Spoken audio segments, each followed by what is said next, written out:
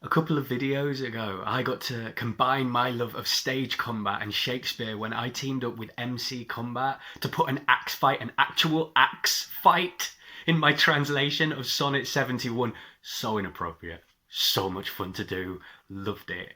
Right? And then yesterday, I got a surprise message from an old friend I haven't seen in years. We used to work together in a cinema.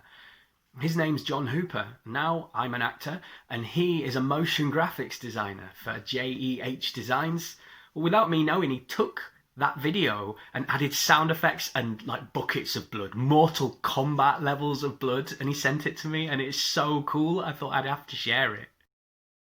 Fight!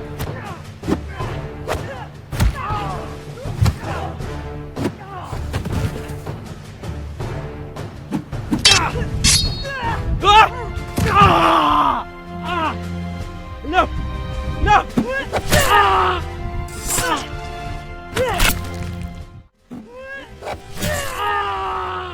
Fatality.